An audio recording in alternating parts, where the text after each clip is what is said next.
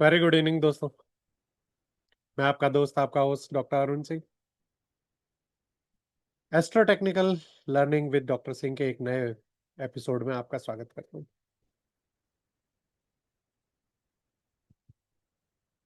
21 तारीख को मैंने एक वीडियो आपके लिए पेश किया था, जिसके अंदर मैंने आपको बताया था कि दो कॉमेट एक साथ आ रहे हैं, और कॉमेट जब भी दिखते हैं तो उसके कारण वॉर होती है, और वॉर के कारण स्टॉक मार्केट पे इम्पैक्ट होता है। 21 तारीख को एक कॉमेट आने थे, उससे 2 दिन पहले मैंने आपको ये वीडियो पेश किया था जो चैनल पे अवेलेबल है, comet and war stock market impact. और मैंने ये प्रिडिक्ट किया था कि 21 तारीख के बाद बाजार टॉप बना के गिरना चाहिए। ऐसा ही हुआ। 21 तारीख के बाद में बाजार ने एक अच्छा खासा 26,200 का जंप करते हुए हाई लगाया, और उसके बाद बाजार गिरना शुरू हुआ, और आज एक करेक्टिव बाउंस दे रहा है, सेल ऑन राइज की अपॉर्चुनिटी दे रहा है। अभी हम लीमन और स्वान करके जो दो कॉमेट आए थे 21 तारीख को, उन्हीं के इम्पैक्ट से अभी निकल नहीं पा रहे हैं। भारत पाकिस्तान की फौजें आमने सामने खड़ी है बॉर्डर के ऊपर। कल रात को लीपा वैली के अंदर काफी ज्यादा फायरिंग हुई।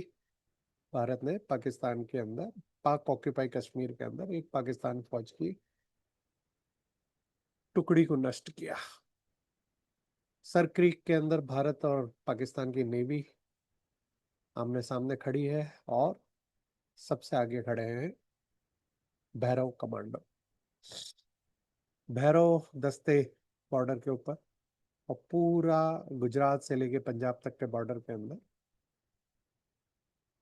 आर्मी का पूरा डिप्लॉयमेंट, एयर पावर पूरी तरह से तैनात, और नेवी ऑपरेशन त्रिशूल भारत की तरफ से।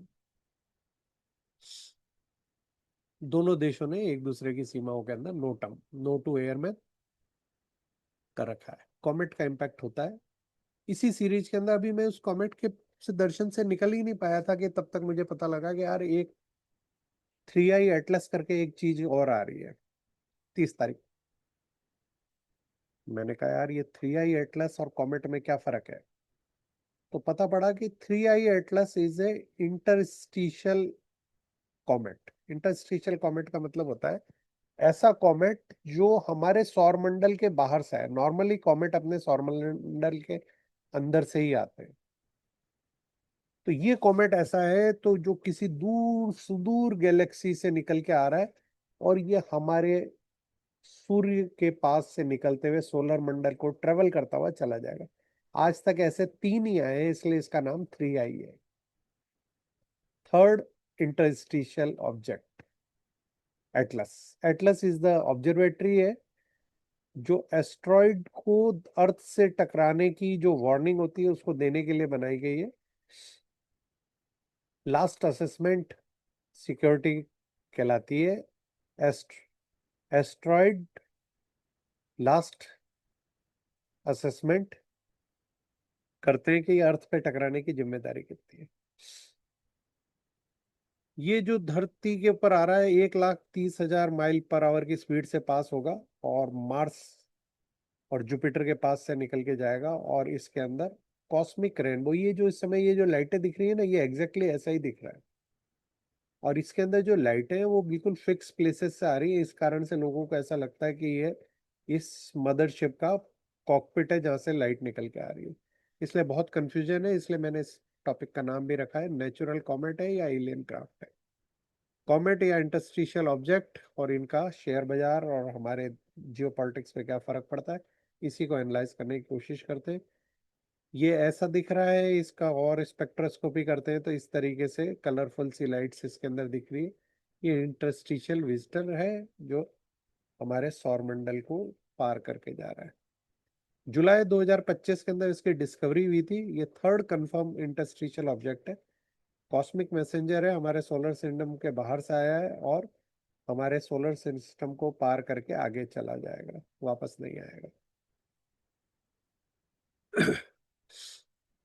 ये चिली के अंदर जो ऑब्जर्वेटरी थी वहां से क्या था, इसका जो हाइपरबोलिक ऑर्बिट है वो हमारे सोलर सिस्टम के अंदर से पास करेगा और 29 अक्टूबर और 30 अक्टूबर को हमारे सन के सबसे पास में होगा। उसके कारण इसकी धूमकेतु जैसी पूंछ दिखने की संभावना बढ़ जाती है।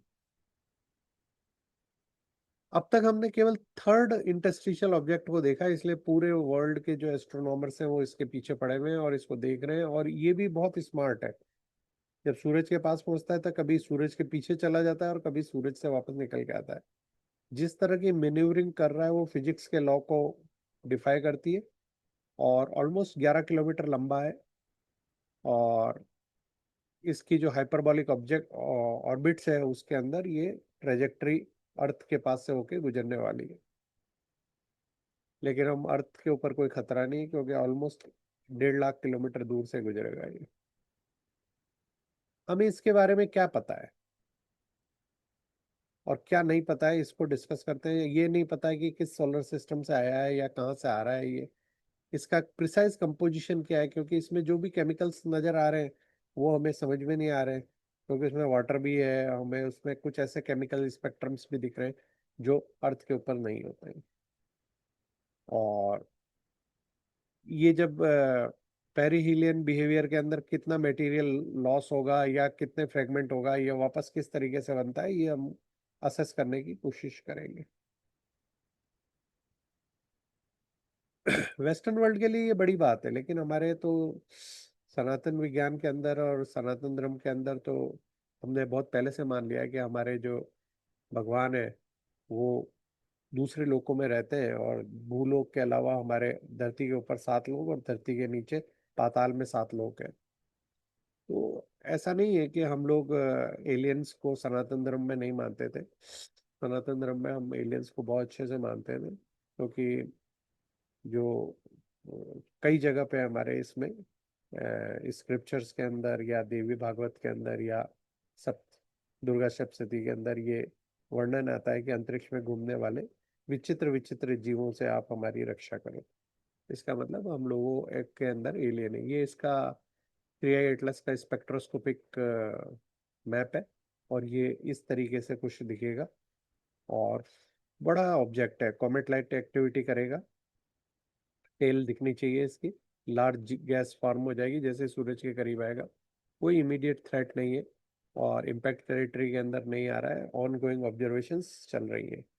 लेकिन उसमें भी इंटरेस्टिंग ये है कि नासा ने जो इसके इनिशियल फोटोग्राफ्स दिए थे उनको पब्लिक करने से मना कर दिया। पता नहीं उनको उन फोटोग्राफ्स में क्या दिया है। कुछ फोटोग्राफ्स जो अवेलेबल थे उनको मैंने आपके लिए यहाँ पे लिया। उसके अंदर जो मेजर ऑब्जर्वेशन है वो ये कलरफुल लाइट्स है, क्योंकि ये किसी भी तरीके से हम एक्सप्लेन नहीं हो रही कि ये कुछ ही पॉइंट से लाइट क्यों आ रही है। साइंटिफिक सिग्निफिकेंट क्या है, डायरेक्ट सैंपल है अनदर स्टार का और चैलेंज करता है फॉर्मेशन मॉडल्स के ऊपर। और स्टेटिस्टिकल अंडरस्टैंडिंग अपन देखना चाह रहे हैं कि ये पहले वालों से कैसे है। पहले वाले दोनों के मुकाबले ये काफी बड़ा है। शेयर बाजार के लिए ये क्यों इम्पोर्टेंट है, क्योंकि अभी डबल एक्लिप्स आया था। एक्लिप्स की एनर्जी, एक्सल्टेड जुपिटर चल रहा है इस समय कैंसर के अंदर, जो कि वॉर का कारक होता है। 2 एक्लिप्स होते हैं उसके बाद भी वॉर या ट्रांसफॉर्मेशन का कारक होता है। जुपिटर अतिचारी स्पीड पे चल रहा है। इस तो जब अतिचारी पे चल रहा था तो महाभारत हुई थी, तो इस समय भी अर्थ के ऊपर ऐसे ही लग रहा है कि चारों तरफ वॉर का माहौल है। Ukraine, Russia, middle east, Bharat Pakistan, China, America और उधर अमेरिका और दक्षिण अमेरिका के अंदर वेनेजुएला के साथ में भारत अमेरिका की लड़ाई की संभावनाएं बढ़ रही है। मैसिव ग्लोबल रीबैलेंसिंग विंडो है ये। और आप देख ही रहे हो कि पूरे ग्लोब के अंदर रीबैलेंसिंग हो रही है। भारत में अफगानिस्तान के अंदर बग, बरगाम बगराम जो एयरबेस है उसको अपने कंट्रोल में ले लिया है। ट्रम्प उसको लेना चाहता है, भारत उसको मना कर रहा है। कल वहाँ पे एक अमेरिका का वायुसेना का विमान उतरा, हमने उसको वापस उड़ने से मना कर दिया। भारत ने बगराम एयरबेस के ऊपर अपनी फौज उतार रखी है, वहां से मिसाइल टेस्टिंग कर रहे हैं और अफगानिस्तान को एयर डिफेंस प्रोवाइड कर रहे हैं। इंटरेस्टिंग।